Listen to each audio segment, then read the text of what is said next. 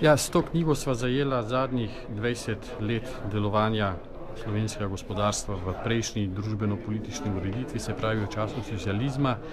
To obdobje je bilo izrazito dinamično, polno nekih previranj, ki so bile posledice spoznanja, da je ena razvojna paradigma, ki jo je slovensko gospodarstvo dalo po drugi svetovni vojni čez, pravzaprav končala in da je treba sprejeti izzive, ki nastajajo v mednarodnem okolju in se čim bolje pripraviti za te izzive. Seveda pokazalo se je, da so želje bilo eno, praksa in možnosti v okviru danega političnega in ideološkega sistema pa nekaj drugega. Vsekakor kaže ogromno razmišljanja, ogromno naporov, ogromno lepih želja o tem, kako posodobiti slovensko gospodarstvo, in seveda te želje sva pa soočila z objektivnimi danostmi, ki pa so onemogočale, da bi se taki načrti ali take želje tudi uresničile takrat, ko so bile planirane. Žal se je to sprostilo šele z razpadom države in tudi s popolno zamenjavo družbeno-ekonomske ureditve.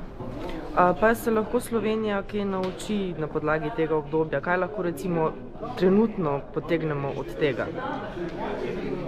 Veste kaj, pri znanstvenih raziskavah in pri zgodovinskih raziskavah je težko takoj trenutno aktualnost iskati, ampak dejstvo je, da recimo tudi v tem najdemo kar neko črto, ki kaže, da se zgodovina ni na novo začela z letom 90 ali 91, da se v 90-ih letih in po razpadu in po ustanovitvi samostojne države pravzaprav reševalo marsikaj, kar je bilo zastavljeno in načrtovano že v prejšnjem obdobju. Praktično so tudi generacije bile iste, problemi so bili isti, sprememba je prispevala zgolj to, da so lahko z vodi prišli za odločanje bolj v roke okolja, ki si je prizadevalo za izboljšanje.